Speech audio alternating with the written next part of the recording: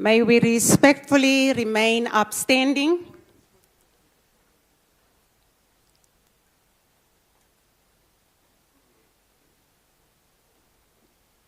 We remain upstanding for the rendition of the national anthems.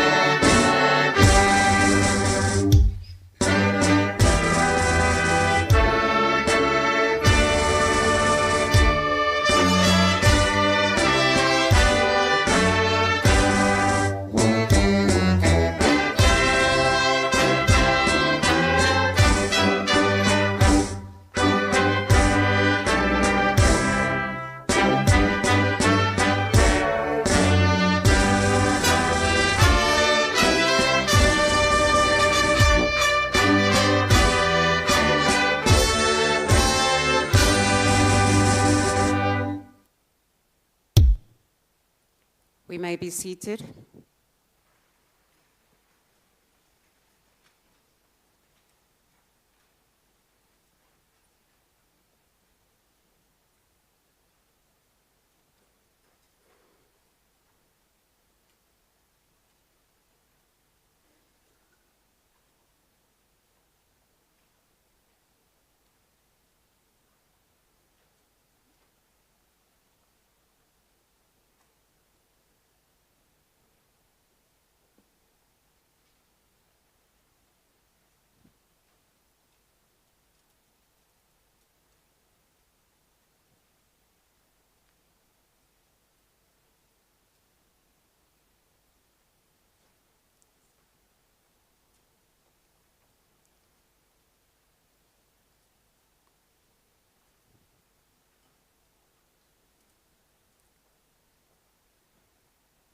Your Excellencies, Mr.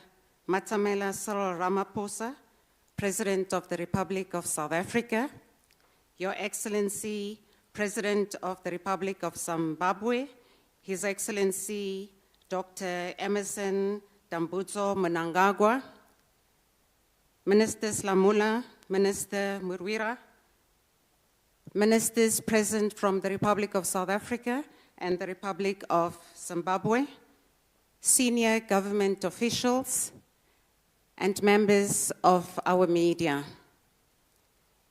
It is my honor to welcome you to the fourth session of the South Africa-Zimbabwe Bi-National Commission, chaired by both their Excellencies, President Ramaphosa and President Mnangagwa.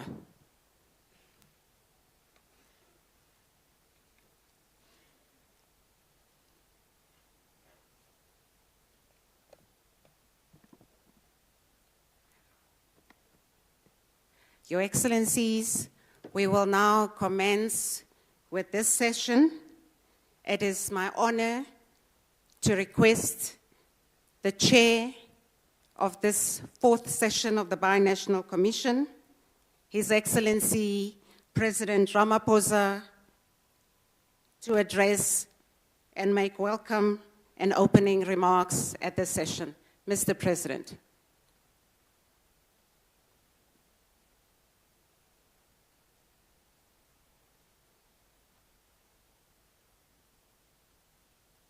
Thank you, Program Director.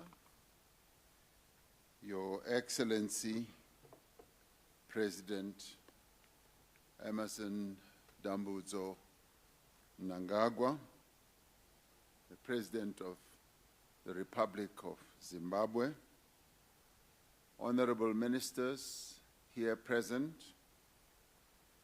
Deputy Ministers from both governments, High Commissioners representing our two respective countries, senior officials, distinguished guests, officials, good morning. My brother, I welcome you and your delegation to the fourth session of our Bi-National Commission. This meeting testifies to the deep and historic relations between the peoples of Zimbabwe and South Africa. We meet, dear elder brother, in the aftermath of the tragedy on Lake Kariba, where the capsizing of a ferry claimed close on to 100 lives. Our heartfelt condolences go to you, the people of Zimbabwe, and to the bereaved families. May we all rise to observe a moment of silence for those who lost their lives in that tragedy.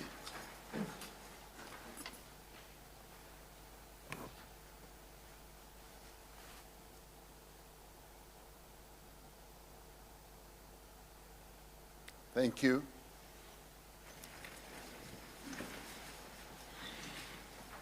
Your Excellency, we are one people. Our spirits are inseparable. Our pasts have been shaped by shared culture, history, traditions, values, and language. Our future will be shared by aspirations. We stood together in the fight against colonialism, white minority rule, and apartheid. As South Africa, we will forever remember that the people of Zimbabwe gave us shelter, protection, support in the darkest times of our struggle. Since then, our countries have held high the values of cooperation and collaboration and partnership. Zimbabwe is one of our largest trading partners. Over the last 4 years, the value of our bilateral trade has almost doubled. However, there is a significant imbalance in trade between our two countries. South African exports are much more to Zimbabwean imports. Through instruments like the Memorandum of Understanding on Economic Cooperation, we need to work together to narrow this deficit. We must use the opportunities presented by the Africa Continental Free Trade Area to increase the volume and balance the composition of trade between our two countries. We must also enable both Zimbabwe and South Africa to expand the production and export of goods that we manufacture from our abundant mineral resources. We therefore look forward to the presentation of the ministerial report to this meeting, which will assess progress as well as to identify opportunities in each area, areas such as mining, energy, agriculture, transport, logistics, and water management. The growth of our economies and the expansion of trade rely on increased investment in infrastructure. We should be working together to build the bridges, the roads, the dams, the airports, the health facilities, and schools that will drive our economies into the future. Institutions like the Development Bank of Southern Africa and the Industrial Development Corporation stand ready to invest in high-impact projects in Zimbabwe. These are projects that cannot fail to create factories, and they cannot fail to ensure that our farms produce the food that goes to market. Projects that connect power stations to businesses and homes are what we need. We need projects that will draw water from our dams and rivers to taps that connect countries to their neighbors.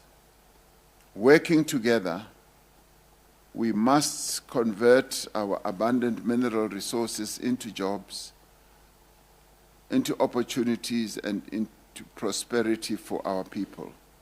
Zimbabwe's mining revenue continues to rise as the country increases investment in technology and upgrades its efficiency. With growing production of gold, platinum, and critical minerals such as lithium, which Zimbabwe has in great abundance, Zimbabwe is fast emerging as a global participant. South Africa is increasing its investment in exploration and beneficiation. We've said for many years that our minerals should be processed at home, that we should export finished products. Together, we need to put that aspiration into practice. Together, we need to deepen cooperations in energy. We have seen the value of the Southern African power pool. Now, we must embrace its potential to establish Southern Africa as a leader in the generation of clean, affordable, and reliable energy.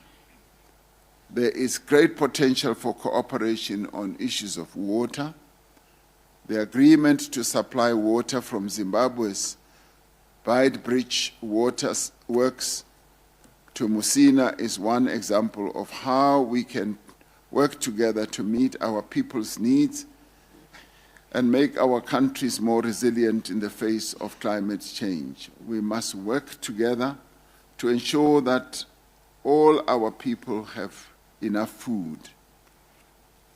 Let us use our vast arable land for intensified production and support our communal and commercial farmers. I was deeply impressed by the 115th Zimbabwe Agricultural Show last year, where I saw some of the capacities, the technologies, the tools, the services that are available to industrialize farming, to make it more productive and resilient and sustainable. This is particularly important as we strive to expand our agricultural base amid accelerating climate change and the El Nino drought that erode our water sources and grazing land. As neighbors that have so much to offer each other, it is critical, Your Excellency, that we continue our cooperation on migration and border management. To ease the movement of people, we must modernize our facilities and systems. You have done extremely well in modernizing your border post in Beitbridge, and we should accompany you in tandem and modernize our side, which, as I looked on your side, it has eased the movement of people, of goods, and has made it a lot easier and time efficient for people and goods to travel through. We must also strengthen our combined efforts to counter trans-border crime. The development we seek depends on the maintenance of peace and stability in our countries, in our region, and on our continent. We remain concerned about the ongoing conflict and instability in the eastern DRC and in the Cabo Delgado province of Mozambique, as well as the situation in Madagascar. We must also be concerned about civil strife and armed conflict beyond our region. The Sudan is of utmost concern given the grave loss of life, displacement, and suffering, and the challenges it poses to the Horn of Africa. We are also worried about the enduring impasse in South Sudan and the continued armed insurrection in the Sahel region. In a geopolitical environment that has become unpredictable and fractured, there is now even a greater need for the peaceful resolution of conflict, mediation, and dialogue.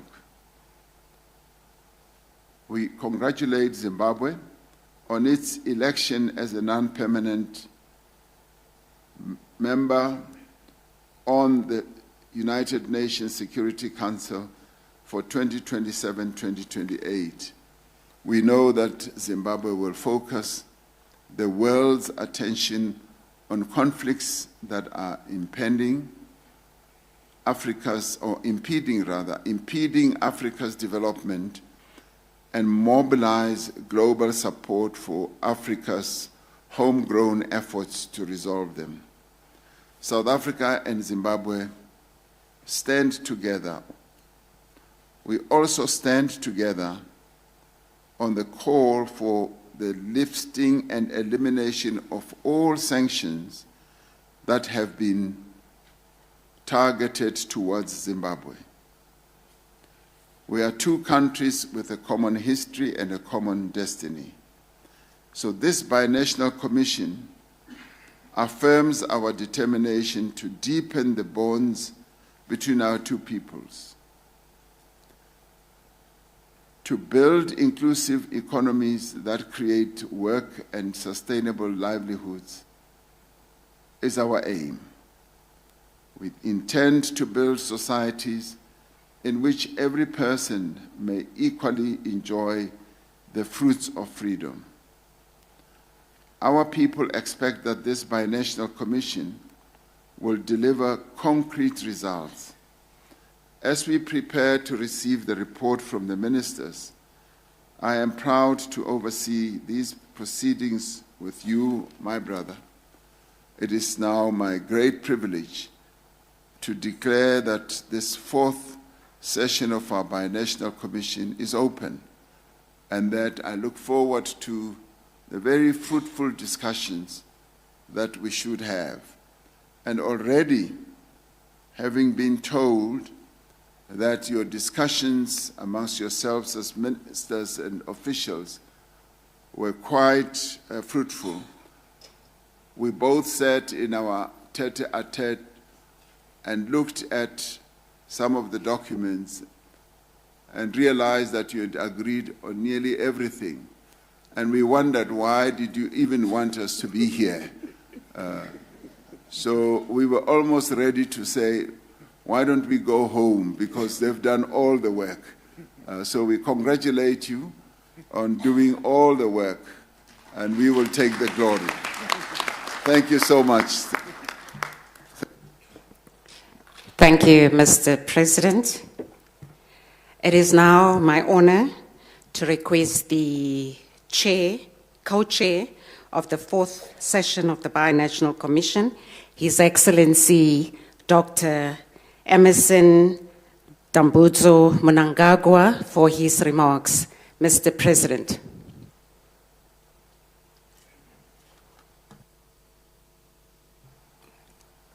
Thank you. Your Excellency, Matamela Cyril Ramaphosa, President of the Republic of South Africa, Honorable Shipokosa Mashatile, Vice President of the Republic of South Africa, Professor Amon Murira, Minister of Foreign Affairs, International Trade of the Republic of Zimbabwe, Honorable Ronald Lamola, Minister of International Relations and Cooperation of the Republic of South Africa, Honorable Ministers and Deputy Ministers who are here, Zimbabwe's Ambassador to the Republic of South Africa, Mr. Mazemo Lawrence Lovemore, the Charge d'Affaires Embassy of the Republic of South Africa to the Republic of Zimbabwe, Comrade Mfana Gininda, comrades and friends. I wish to extend my sincere gratitude to you, Your Excellency and dear brother, younger brother, President Matamela Cyril Ramaphosa, the governing people of the Republic of South Africa, for the warm welcome and generous hospitality accorded to me and my delegation since our arrival to your beautiful country. We feel very much at home away from our home. The convening of this binational commission is timely and reaffirms the excellent historical relations that exist between our two sister republics. The bond between us is rooted in our ancestry and cultural ties, as well as shared and anti-colonial and anti-apartheid struggles. We also have similar aspirations for more prosperous economies and a higher quality of life for our peoples. Beyond the geographic border between us, Zimbabwe and South Africa are one people with a common past and inextricably linked destinies. The BNC is meeting following South Africa's successful hosting of the 46th Ordinary Summit of SADC Heads of State and Government, held in Durban.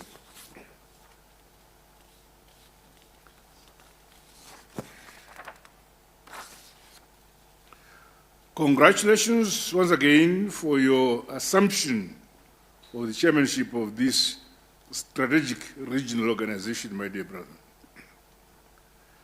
The summit's theme on infrastructure development, agriculture and critical minerals transformation in pursuit of a just world is a vital reference point for our deliberations at this defining BNC. The decisions, interventions, and programs we shall agree on should significantly contribute to the broader regional industrialization agenda and integration efforts. Since the last BNC held in Harare in 2019, many developments have taken place, far-reaching consequences to global health security, geopolitical relations, commodity prices, and the stability of global supply chains. While the various shocks presented some challenges, critical lessons were, however, learned and opportunities availed. The need to build stronger resilience, broader industrial capabilities, and enhanced inter-regional synergies has become an urgent imperative. This BNC must therefore reflect on our cooperation, keeping in mind the need to de-risk our economies from future external shocks and over-reliance on distant markets and supply chains. The complementary nature of the socio-economic relations between Zimbabwe and South Africa are undeniable. A case in point is that over the last year, Zimbabwe imported close to US dollars $4.8 billion worth of goods from South Africa. According to reports, our country is a leading source market for South African tourism, while South Africa is Zimbabwe's second largest trade partner. Our mutually beneficial and win-win partnerships support each other's iron and steel industries, our agriculture sectors, as well as retail, wholesale, healthcare, and education sectors. Together, we are stronger. When South Africa thrives, Zimbabwe thrives too, and vice versa.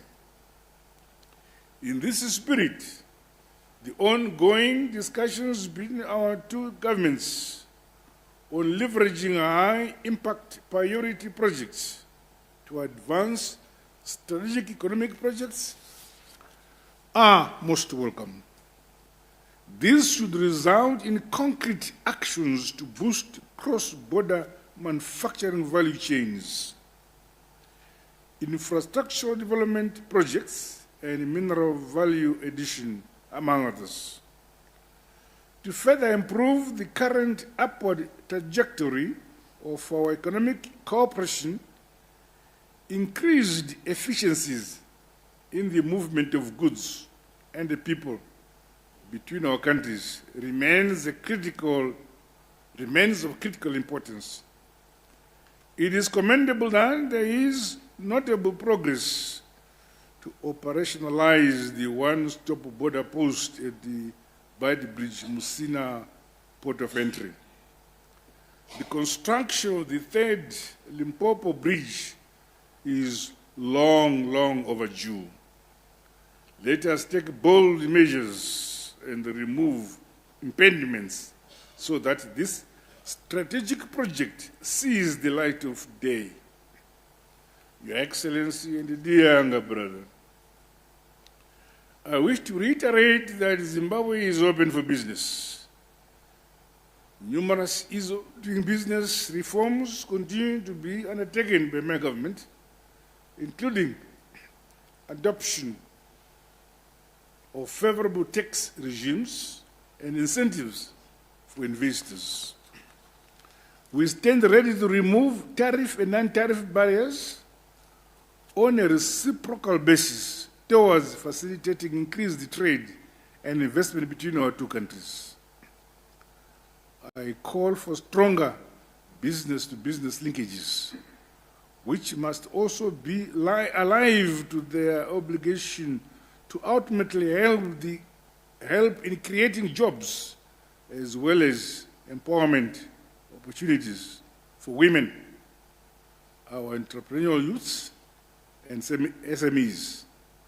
The overall improved quality of life and the well-being of our peoples should remain a guiding beacon in the deliberations of key aspects of our BNC.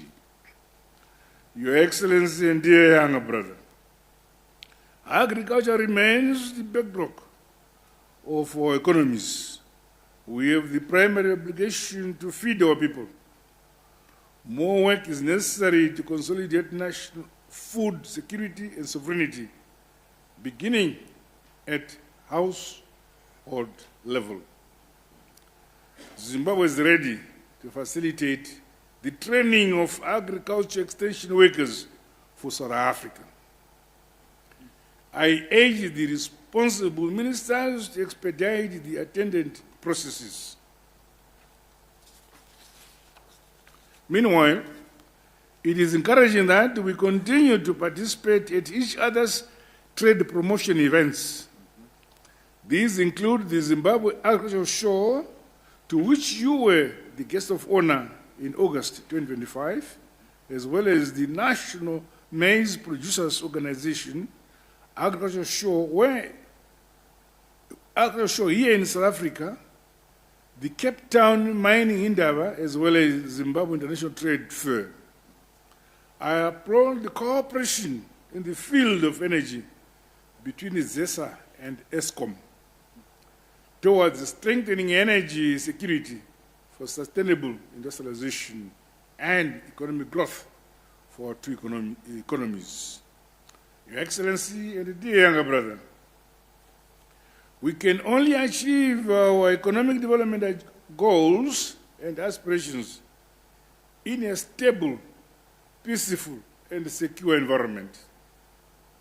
In that regard, I wish to commend our defense and security authorities for their exceptional collaboration to combat transnational crimes, more so in the face of increasingly complex and diverse global security threats. While migration is a complex phenomenon, we believe that continuous diplomatic engagements and dialogue are the best way forward to find lasting solutions for the collective good of our SADC region. In recent months, our two nations have witnessed heightened exchanges in the heritage sector. I am most grateful to you, Your Excellency, and dear brother, President Ramaphosa, for the timely intervention in the repatriation of the Zimbabwe bird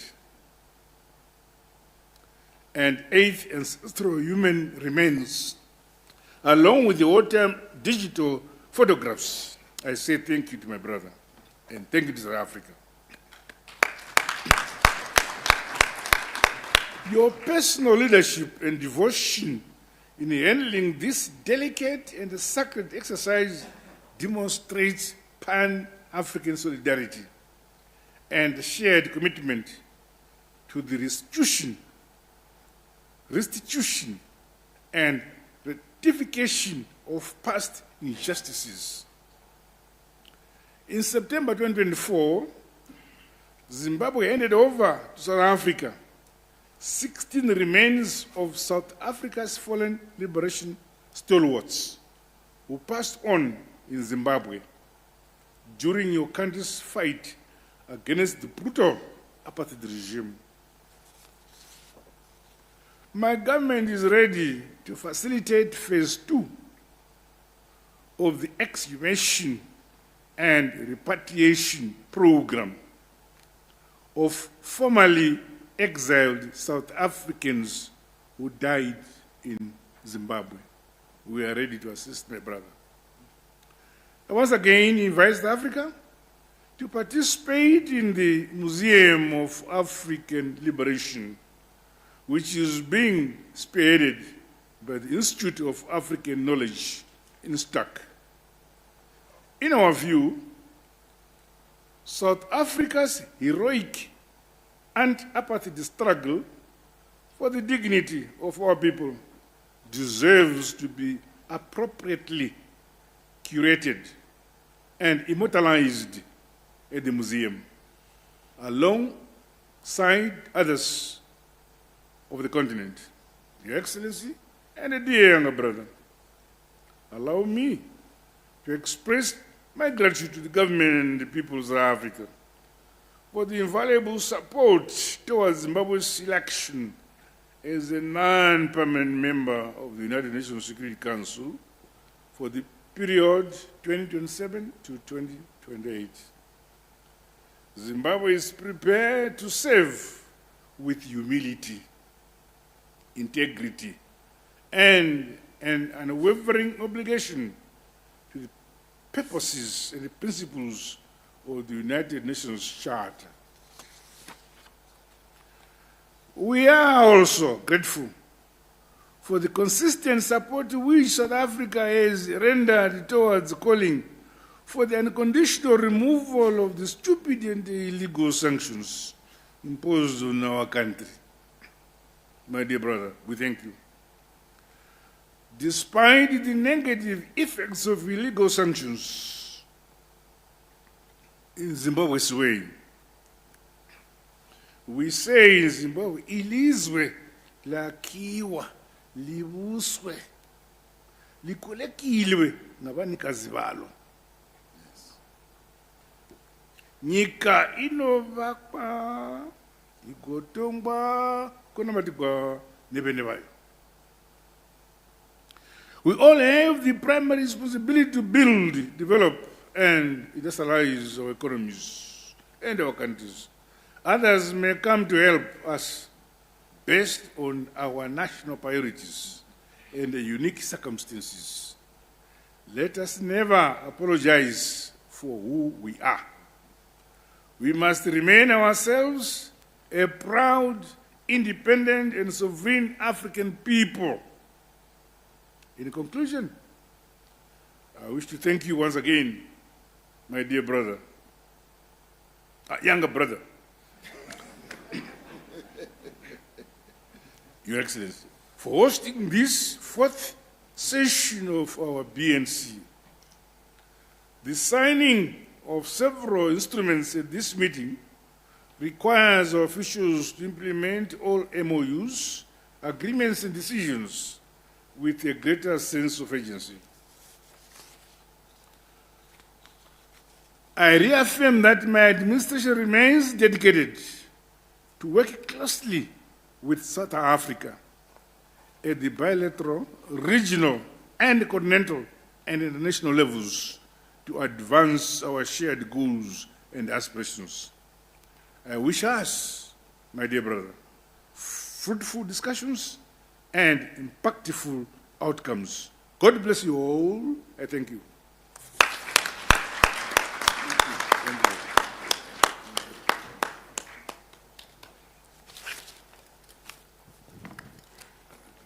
Tatenda, Your Excellency, thank you very much for your remarks. Your Excellencies, with your permission, I will now request members of our media to take leave as we commence with the closing session. After the closing session, we will reconvene and call the members of the media for the signing of the Memorandum of Understanding between South Africa and Zimbabwe.